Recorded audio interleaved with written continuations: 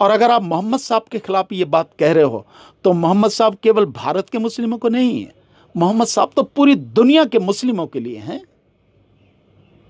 सो ये सारी चीजें, और एक व्यक्ति अगर ये कर रहा है, इससे बड़ा देशद्रोह क्या होगा। मुस्लिम समाज ने इस देश के लिए खून दिया है, इतिहास इस बात का गवाह है।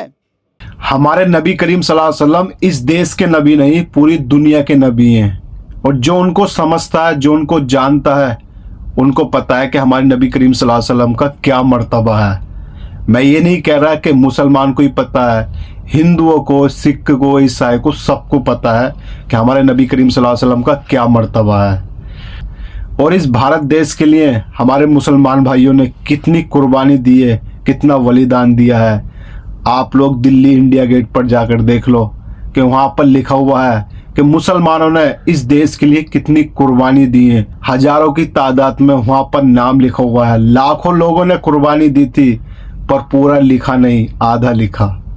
तो आज इन वकील साहब ने कितनी बढ़िया बात बोली है। अगर सब इन वकील साहब जैसे हो जाएं तो कोई भी हमारे नबी के बारे में कोई गुस्ताखी नहीं करेगा। देखो कितनी बढ़िया बात बोली है इन वकील साहब ने। पहला भी वीडियो देखिए जरा। और अगर आप मोहम्मद साहब के खिलाफ ये बात कह रहे हो तो मोहम्मद साहब केवल भारत के मुस्लिमों को नहीं है, मोहम्मद साहब तो पूरी दुनिया के मुस्लिमों के लिए हैं। बिल्कुल। सो ये सारी चीजें, और एक व्यक्ति अगर ये कर रहा है, इससे बड़ा देशद्रोह क्या होगा। सही बात। मुस्लिम समाज ने इस देश के लिए खून दिया है, बिल्कुल दिया है। इतिहास इस बात का गवाह है। देख लो जाके इतिहास। कोई ये कहीं सुनी बातें नहीं है, कहानियां नहीं है, ये इतिहास है जो लिखा हुआ है, जो दुनिया जानती है। केवल भारत के लोग नहीं, दुनिया जानती है। और भारत में तो पत्थर में लिखा है, इतना बड़ा पत्थर इंडिया गेट पे है। वो मुस्लिम समाज के लोग तो देश की आजादी के लिए 64,000 से ज्यादा लोगों ने जो अपनी जान दी, लाखों में है, लेकिन 64,000 के तो नाम ही लिखे इंडिया गेट पर। जो व्यक्ति ये बात कह रहा है उसे मोहम्मद साहब के विषय में पहले जान लेना चाहिए कि अगर मोहम्मद साहब को कोई पढ़ ले तो शायद उनके ऊपर इस प्रकार की विवादित टिप्पणी नहीं करेगा। मेरा मानना है कि शायद आपने पढ़ा होगा, इसीलिए आपने इतनी बड़ी बात कही है। मैं चाहूंगी कि आप बताएं दर्शकों को कि अगर उनको पढ़ लेंगे तो क्या बदलाव होगा। मैं एक नमस्कार, द जनता लाइव में आप सभी का स्वागत है। मैं हूं आपके साथ नलिनी। 28 सितंबर को जब देश भर में हिंदी दिवस मनाया जा रहा था तो इसी दौरान गाजियाबाद में एक आयोजन रखा गया जहां यति नरसिंहा राय को भी बुलाया गया, नरसिंहा आनंद को बुलाया गया और इस दौरान उनसे मंच पर बोलने को, संबोधन करने को कहा गया।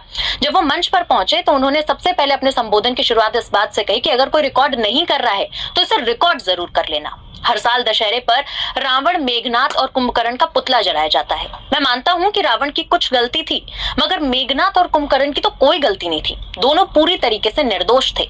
यहाँ तक कि उनमें से एक तो बहुत बड़ा विज्ञानी था और दूसरा बहुत बड़ा चरित्रवान था।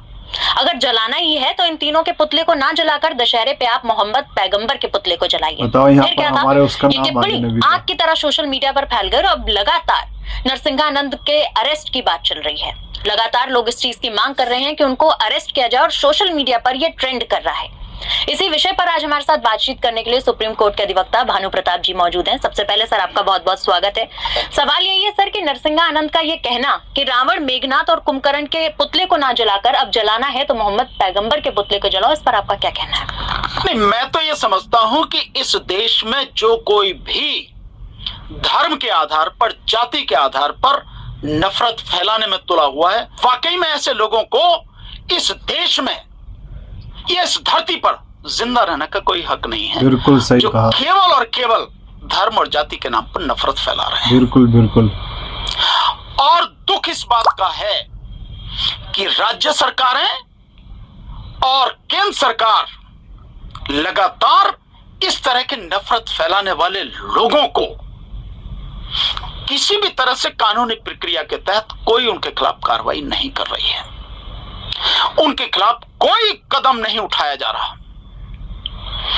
तो क्या इसको यह माना जाए कि केंद्र सरकार का और राज्य सरकारों का इनको समर्थन हासिल है? बिल्कुल है।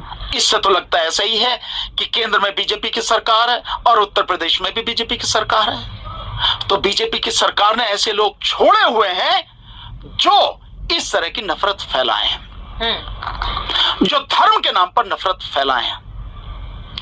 मैं समझता हूं कि जो व्यक्ति ये बात कह रहा है उसे मोहम्मद साहब के विषय में पहले जान लेना चाहिए, बेशक। और मोहम्मद साहब के विषय में इस तरह की बात कहना ही सबसे बड़ा आतंकवाद है। बिल्कुल। जिस आतंकवाद की बात ये करते हैं, ये वो आतंकवाद है जो मोहम्मद साहब के विषय में इस तरह की बात कहकर फैलाया जा रहा है।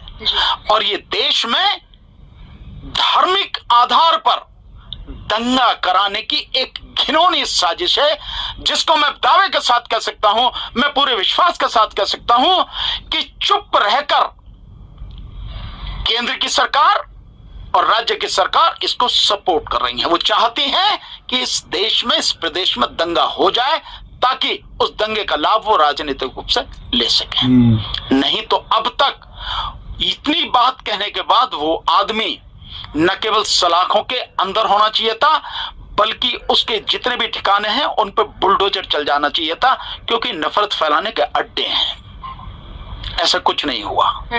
तो साफ है कि ये सब एक ही थैली के चट्टे बट्टे हैं, चाहे केंद्र में बैठे हुए बीजेपी के लोग हों, चाहे आरएसएस के लोग हों, और चाहे राज्य में चलाने वाले बीजेपी की सरकार चलाने वाले लोग हों। सब ये जितने भी फैलाए हुए हैं लोग, जितने भी बाबा टाइप के और ये जो भगवा पहन के जो घूम रहे हैं और इस तरह के नफरती बयान दे रहे हैं विशेषकर मुसलमानों के खिलाफ, ये सारे के सारे लोग इस देश को दंगे की आग में झोंकना चाहते हैं।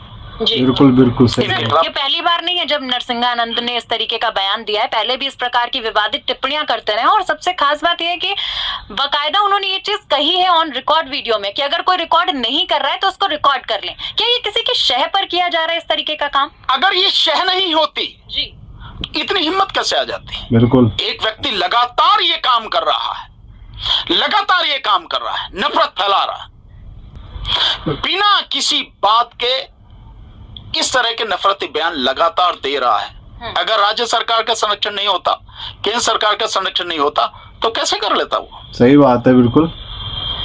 कैसे कर सकता था? कैसे हिम्मत हो जाती है उसकी? हिम्मत हो ही नहीं सकती थी। कहां है कानून? जो कानून का बड़ा दम भरते हैं और कहते हैं कि बड़ा सख्त कानून है, शासन प्रशासन बड़ा सख्त है, वो कहां है अब? क्यों एक भगवाधारी के सामने केंद्र सरकार और राज्य सरकार नपुंसक बनी बैठी हैं? क्यों कोई कार्रवाई नहीं करती हैं? इतने 20 करोड़ की आबादी वाले समाज, और ये तो केवल 20 करोड़ केवल भारत में रहने वाले हमारे मुस्लिम भाई हैं, भाई बहने हैं। केवल उनके खिलाफ नहीं है, ये तो पूरे देश के मुस्लिम समाज के खिलाफ बिल्कुल एक गहन, एक बड़ी घिनौनी साजिश और बड़ा खतरनाक बयान है। अगर मुस्लिम समाज, दुनिया भर के मुस्लिम समाज ने इसका संज्ञान ले लिया तो भारत को बहुत दिक्कत खड़ी हो जाएगी। सही बात है, सही क्योंकि बात। अरब कंट्रीज के साथ, मुस्लिम देशों के साथ बहुत समय से भारत के बहुत अच्छे संबंध रहे हैं, आज भी हैं। और अगर आप मोहम्मद साहब के खिलाफ ये बात कह रहे हो तो मोहम्मद साहब केवल भारत के मुस्लिमों को नहीं है, मोहम्मद साहब तो पूरी दुनिया के मुस्लिमों के लिए हैं। बेशक। सो ये सारी चीजें, और एक व्यक्ति अगर ये कर रहा है, इससे बड़ा देशद्रोह क्या होगा? बिल्कुल सही कहा। केंद्र सरकार जिसने यूएन चार्टर पर साइन किए हैं, उसमें कुछ नियम हैं, उनका पालन करना है। भारत के संविधान में कुछ नियम है, उनका पालन करना है। क्यों अब तक नहीं कर रहे? ऐसे व्यक्ति को देशद्रोह के मामले में अंदर काल कोठरी में बंद करके उसके खिलाफ कानूनी कार्रवाई क्यों नहीं करनी चाहिए? संविधान को मान कर मैं नहीं समझता कि किसी और सबूत की जरूरत है। इस पर तो सुप्रीम कोर्ट भी चाहे तो सुमोटो एक्शन ले सकती है, हाई कोर्ट चाहे तो सुमोटो एक्शन ले सकती है। संविधान की रक्षा का जो दायित्व है, संविधान की संरक्षा अगर कोई है तो देश की सर्वोच्च अदालत है, सुप्रीम कोर्ट है। और उसे नहीं दिखाई दे रहा कि ये जो स्टेटमेंट है ये कितना खतरनाक स्टेटमेंट है। न केवल राज्य स्तर पर बल्कि राष्ट्र के स्तर पर, अंतरराष्ट्रीय स्तर पर इसका बहुत बड़ा प्रभाव पड़ सकता है।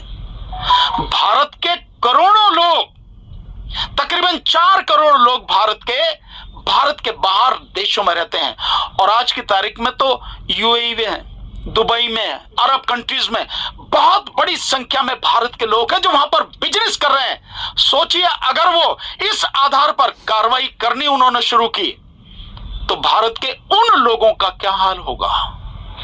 उनका कोई दोष नहीं है, वो जो वहां बिजनेस कर रहे हैं उनका कोई दोष नहीं है। बिल्कुल, बिल्कुल। वो जो बच्चे हमारे वहां पढ़ रहे हैं उनका कोई दोष नहीं है। वो जो यहां से मजदूर के रूप में जाके वहां काम कर रहे हैं उनका कोई दोष नहीं है। पर इस तरह की भाषा बोलने वाले व्यक्ति ने उनका बिजनेस, उनकी एजुकेशन, उनका जीवन, उनका रोजगार, उनकी नौकरी सब कुछ दांव पे लगा दी। अब भारत की सरकार, राज्य सरकार, मोदी सरकार, योगी सरकार मुंह पे ताला लगाए बैठी है, चुप है, चुप। देश के खिलाफ इतनी बड़ी बात कही गई है, देश के लोगों के खिलाफ इतना बड़ा बयान दिया गया है और सरकार चुप बैठी है। तो यही माना जाएगा कि सरकार कहलवा रही है, सरकार इसमें शामिल है, चाहे तो प्रत्यक्ष रूप से और चाहे परोक्ष रूप से उसकी भागीदारी तो है। नहीं तो ये आदमी अब तक जेल की सलाखों के पीछे होना चाहिए था, राष्ट्रद्रोह के अपमान और उसमें अपराध में। ये स्थिति है जी। कभी नबी को लेकर जो है इस प्रकार की टिप्पणियां की जाती हैं, आए दिन हम देखते हैं, कभी प्रॉफिट मोहम्मद को लेकर कहा जाता है, कभी पैगंबर साहब को लेकर कुछ कहा जाता है। सर, इस तरीके से धर्म के आधार पर टिप्पणी करना बार बार, ऐसे में मैं ये जानना चाहूंगी, क्योंकि आप कानून से वाकिफ हैं, अच्छी तरीके से आप अधिवक्ता हैं, तो कानूनी भाषा में मैं आपसे ये जानना चाहूंगी कि ऐसे लोगों के खिलाफ किस प्रकार से कार्यवाही होनी चाहिए। बिल्कुल कार्रवाई हो सकती है जी। ये धार्मिक नफरत फैलाई जा रही है, इससे देश का माहौल बिगड़ सकता है। तो आईपीसी में बाकायदा प्रोविजन है, आईपीसी के अंतर्गत प्रोविजन है, सीआरपीसी के अंतर्गत किस तरह की कार्रवाई सारी होनी, सब कुछ है। बिल्कुल है। ये सब कुछ किया जा सकता है और कर देना चाहिए था, सुमोटो एक्शन लेना चाहिए था जी।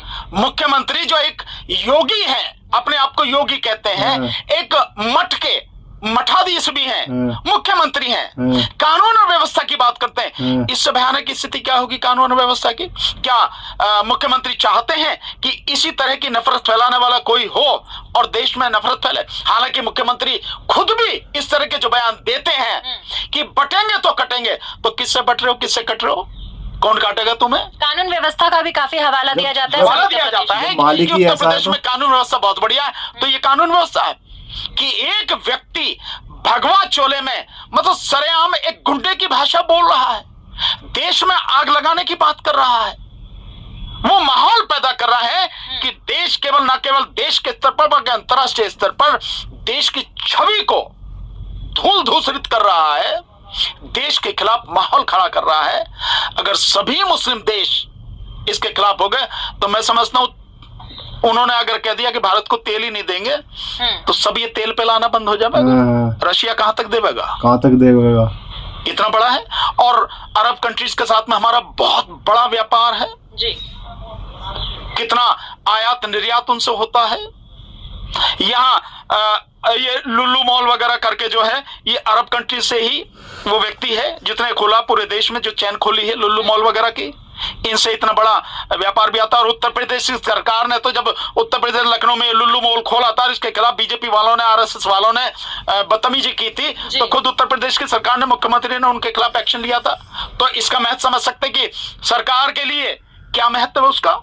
लोग इन सभी चीजों पर असर पड़ेगा, क्योंकि धर्म के लिए अगर तुम कहते हो तो धर्म की रक्षा करने वाले, अपने अपने धर्म की रक्षा करने वाले, अपने धर्म को मानने वाले और उसके लिए अपनी जान तक देने और लेने वाले लोगों की भी कमी नहीं है, हर धर्म में है। बिल्कुल बिल्कुल। अंतरराष्ट्रीय स्तर की सर आपने बात की, अभी कुछ साल पहले ही देखा गया था कि नुपुर शर्मा जो कि बीजेपी की नेता थी, उनकी तरफ से एक ऐसी ही विवादित टिप्पणी की गई थी जिसके बाद गल्फ कंट्रीज ने इंडिया को बॉयकॉट करना शुरू कर दिया। तो उसके बाद भी ये जो टिप्पणियों का सिलसिला है लगातार रुक ही नहीं रहा है। क्या सरकार इससे बेखबर है क्या? नहीं, सरकार बेखबर नहीं है, सरकार को सारी जानकारी है।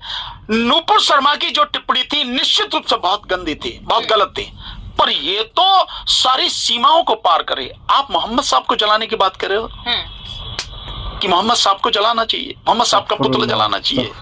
आप समझ रहे हैं कि क्या कर रहे हैं? मुस्लिम समाज के लोगों की भावनाओं को आप पूरी तरह से तार तार कर रहे हैं। मुस्लिम समाज को इतना कमजोर समझ रखा है क्या?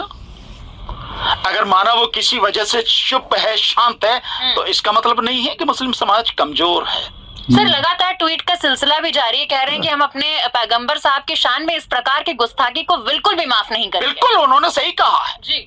मैं इस बात से सहमत हूं कि किसी को भी किसी तरह की टिप्पणी करने का वो कोई भी अधिकार नहीं है, किसी भी तरह का। और इस तरह की वाहियात टिप्पणी मोहम्मद साहब के विषय में, मुस्लिम समाज ने इस देश के लिए खून दिया है, इतिहास इस बात का गवाह है। बेशक, कोई ये कही सुनी बातें नहीं है, कहानियां नहीं है, ये इतिहास है जो लिखा हुआ है, जो दुनिया जानती है। केवल भारत के लोग नहीं, दुनिया जानती है।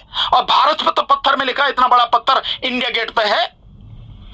वो मुस्लिम समाज के लोग तो देश की आजादी के लिए 64,000 से ज्यादा लोगों ने जो अपनी जान दी, लाखों में है, लेकिन 64,000 के तो नाम ही लिखे हैं इंडिया गेट पर। दिखाया ना पूरे तरीके से, ये गवाह है, गवाह है।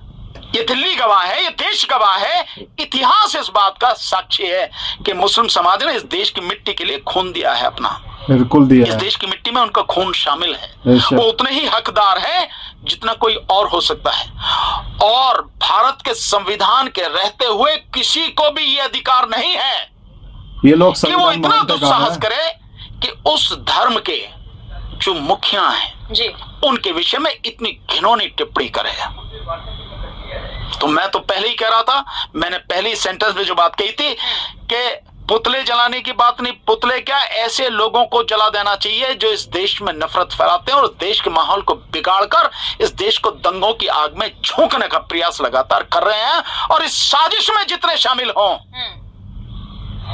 उन सब के साथ ही होना चाहिए। बिल्कुल ऐसे सर देखिए, सवाल मैं यहीं से लेना चाहूंगी क्योंकि अभी अभी आपने जिक्र किया कि अगर मोहम्मद साहब को कोई पढ़ ले तो शायद उनके ऊपर इस प्रकार की विवादित टिप्पणी नहीं करेगा। मेरा मानना है कि शायद आपने पढ़ा होगा, इसीलिए आपने इतनी बड़ी बात कही है। मैं चाहूंगी कि आप बताएं दर्शकों को कि अगर उनको पढ़ लेंगे तो क्या बदलाव होगा। मैं केवल एक छोटा सा उदाहरण देता हूं, इसी से आप पता लगा सकते हैं जी कि वो क्या थे। वो एक रास्ते से लगातार डेली जाते थे।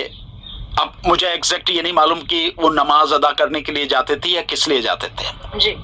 तो एक गरीब महिला थी, वो उन्हें पसंद नहीं करती थी, तो वो जब मोहम्मद साहब उधर से निकलते थे बताया जाता कि उनके ऊपर कूड़ा फेंकते थे।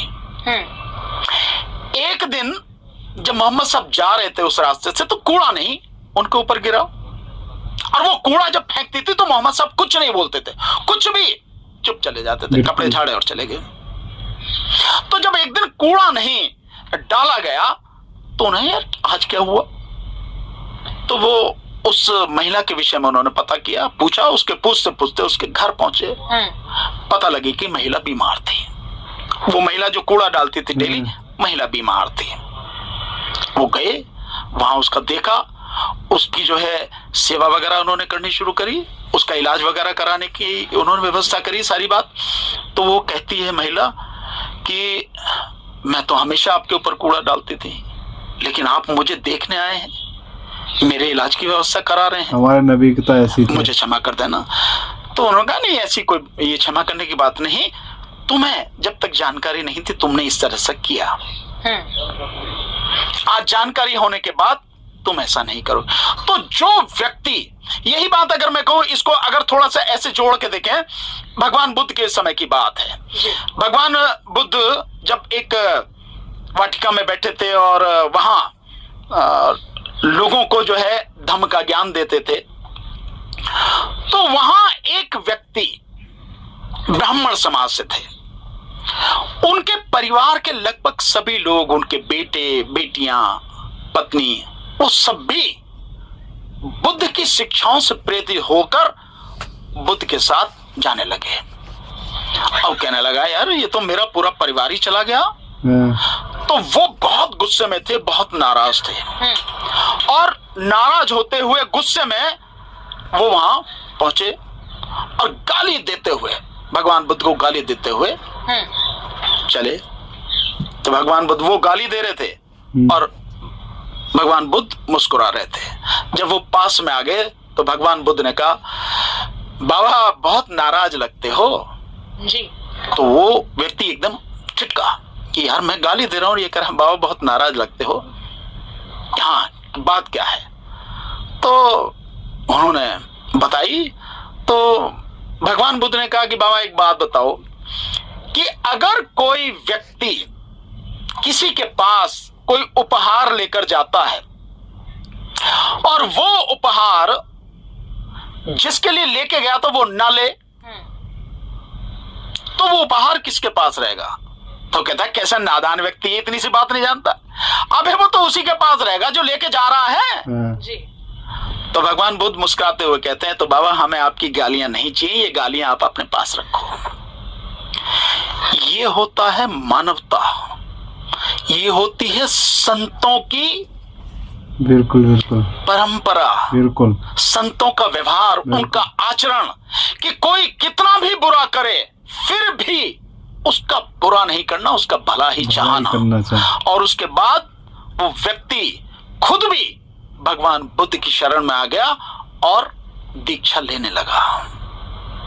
तो मोहम्मद साहब के विषय में ये जो कहानी है, अगर हम जानना चाहें, समझना चाहें, तो मैं समझता हूं इतना ही काफी है समझने के लिए। बिल्कुल बिल्कुल, कहते हैं ना समझदार को इशारा काफी है। और फिर भी मैं कह सकता हूं दावे के साथ, ये तो एक छोटा सा उदाहरण है, मैंने भी बहुत ज्यादा नहीं पढ़ा है, पर मैं दावे के साथ कह सकता हूं कि अगर उन्हें अच्छी तरह से पढ़ लिया जाए, उन्हें अच्छी तरह से समझ लिया जाए जी। तो कोई मुंह से ये शब्द नहीं निकालेगा जो निकाले गए हैं। पर एक घृणा में, नफरत में आकंठ डूबा हुआ व्यक्ति जिसका मकसद ही केवल नफरत फैलाना और देश में धर्म के नाम पे लोगों को लड़ाना, वो और क्या कह सकता है और क्या कर सकता है जी। वो यही करेगा। जैसे मैं आपको बताता हूं, बाबा साहब डॉक्टर भीमराव अंबेडकर जी के विषय में लोग बड़ी उल्टी सीधी बातें करते हैं, पर जिसने भी बाबा साहब डॉक्टर अंबेडकर को पढ़ लिया और समझ लिया वो कभी उनके विषय में गलत नहीं कहता। सही बात है। कितने ही लोग हैं पढ़े, जिन्होंने पढ़ा है, आप उनसे पूछ लीजिए, पता लग जाएगी। तो बिना जाने जो कह रहा है, इसका मतलब यह है कि वो किसी के हाथ की कठपुतली है, चाबी किसी और के पास है और चल वो रहा है, और उसका काम केवल यही है नफरत फैलाओ किसी तरह से, क्योंकि हिंदू मुस्लिम कराने के लगातार प्रयास बीजेपी और आरएसएस की तरफ से किए जा रहे हैं, पर यह देश उस सबसे अपने आप को अलग रखे हुए है, उस नफरत की आग में कूद नहीं रहा। इससे उनको दिक्कत है, क्योंकि हिंदू मुस्लिम नफरत से ही बीजेपी की तमाम राजनीति चलती है, और उन्हें मालूम है कि राजनीतिक सत्ता का सूर्यास्त उनका होने ही वाला है, पूरी तरह से खत्म होने वाली बीजेपी राजनीतिक रूप से। इसलिए ये सारी चीजें चली जा रही हैं और उसको इंस्ट्रूमेंट की तरह इस्तेमाल किया जा रहा है, और ये देश के लिए, देश के लोगों के लिए, हर किसी के लिए जी। बहुत घातक है। और इसी नफरत को देखते हुए देश के लोगों ने 2024 के चुनाव में बीजेपी को जबरदस्त थप्पड़ मारा है। बिल्कुल बिल्कुल, जबरदस्त। वो तो दिखाई देगी। जो 400 की बात करते थे 240 पर सिमट गए, और बेईमानी से है 240, ईमानदारी से आज भी हो जाए तो मात्र 160 है। सुपड़ा साफ है बिल्कुल। बड़ी बात कह रहे हैं सर आप। बहरहाल हमारा जो न्यायपालिका है यानी कि सुप्रीम कोर्ट है, वो भी ये कहता है कि देखिए इस प्रकार की हेट स्पीच की जगह हमारे देश में कहीं नहीं है, क्योंकि ये सिर्फ सांप्रदायिकता में जो है काटने और बांटने की बात करती है, ये एकजुट करने की बात नहीं करती। मैं आपकी बात को ही, आपने क्योंकि सुप्रीम कोर्ट की बात की, तो मैं बहुत सिंपल सा, सुप्रीम कोर्ट के पास तो अथाह पावर है, बिल्कुल है, अंधाधुंध पावर है, बिल्कुल है, कोई लिमिट ही नहीं उसकी पावर पे। अगर आप ये बात कह रहे हैं तो आप कार्रवाई क्यों नहीं कर रहे हैं जी? सुमोटो एक्शन क्यों नहीं ले रहे हैं आप? सरकार नहीं कर सकती, आप समझ रहे हैं इस बात को, क्योंकि उन्हीं की सरकार है, वो नफरत फैलाना चाहते हैं। पर तुम तो कोई सरकार नहीं हो ना, तुम तो किसी सरकार के एजेंट नहीं हो ना, तुम तो किसी सरकार के लिए काम नहीं कर रहे हो ना, तुम तो संविधान को बचाने के लिए काम कर रहे हो, संविधान के संरक्षक हो। संविधान ने इसीलिए तुम्हें सारी पावर दी है कि अगर सरकार कुछ गलत भी करे तो तुम उसको कंट्रोल में रखो, ठीक करो। पर सुप्रीम कोर्ट क्या कर रही है? कहने से बात नहीं, काम करने से है, और आपके पास तो करने के लिए इतने पावर है जो किसी के पास नहीं है। तो यही निवेदन है, माननीय सर्वोच्च न्यायालय से हाथ जोड़ कर यही निवेदन है कि ऐसे लोगों की नाक में इनके नाथ डालने के लिए, कंट्रोल करने के लिए कुछ करो। बिल्कुल, कुछ करो, कहो नहीं करो, बस इतना ही मेरा निवेदन है। बिल्कुल, बहुत सहज अंदाज में सर आपने निवेदन किया, और साथ ही साथ देखिए इस प्रकार के मुद्दों पर हम हमेशा कहते हैं कि इस प्रकार की टिप्पणियों की हमारे समाज में कोई जगह नहीं है, क्योंकि ये टिप्पणियां हमारे समाज को काटने और बांटने की बात करती हैं। बहरहाल आपका बहुत बहुत शुक्रिया सर हमारे साथ इस पूरे मुद्दे पर अपनी राय साझा करने के लिए। आप सभी से निवेदन है कि इस प्रकार के तमाम मुद्दों से जुड़े रहने के लिए और बने रहने के लिए, जानकारी साझा करने के लिए हमारे साथ जुड़े रहें। देखते रहिए द जनता लाइव। देखो गाइस, कितनी बढ़िया बात बोली है, ये सारा काम जो है बीजेपी वालों का है, क्योंकि इस अनवक्त की चाबी बीजेपी के हाथ में है, क्योंकि ये ताला है और बीजेपी जो है इस ताले को खोलती है। अगर इसकी जगह अगर कोई मुसलमान होता या कोई और बिरादरी का होता तो आप लोगों का कहाँ होता? जेल में, जेल की रोटी खा रहा होता। अब तुम वो वीडियो देख लो, मुफ्ती सलमान ने क्या बोला था? सिर्फ एक शेर बोला था, और एक शेर की वजह से, वो भी दो तीन वर्ड बोले थे, और 2-3 वर्ड की वजह से उनको तुरंत अरेस्ट कर लिया गया और अभी भी जेल में है। हम मुसलमान जो है कभी भी किसी धर्म को लेकर कभी गलत नहीं बोलता है, ना बोलेगा, क्योंकि हमारे नबी करीम सल्लल्लाहु अलैहि वसल्लम ने ये फरमाया है कि किसी के धर्म को लेकर तुम कुछ मत बोलो, सिर्फ अपने ही ऊपर सच बोलो, किसी को गलत मत बोलो, इतना फरमाया है। पर ये लोग जो है ये समझते नहीं है, और जो समझदार हिंदू हैं, पंडित हैं, उनको पता है कि हमारे नबी करीम सल्लल्लाहु अलैहि वसल्लम का क्या मर्तबा है, क्या मकाम है, वो क्या थे और आज भी वो क्या है लोगों के लिए। पर कुछ लोग नहीं समझते हैं। आप लोग क्या कहते हो? ऐसे लोगों को समाज में रहने का हक है? बिल्कुल नहीं है। आप मुझे कमेंट कर ज़रूर बताना। और इसके साथ वही होना चाहिए जो एक देशद्रोही के साथ होता है, इसके साथ भी ऐसे ही होना चाहिए। और जो भी इस तरह के बातें बोलते हैं, जो भी इस तरह के भाषण देते हैं, उनके साथ ऐसा ही होना चाहिए। उनके साथ कड़ी से कड़ी सख्त कार्रवाई होनी चाहिए। तो इसलिए इस वीडियो को ज़्यादा से ज़्यादा शेयर कर देना, चैनल को सब्सक्राइब कर लेना।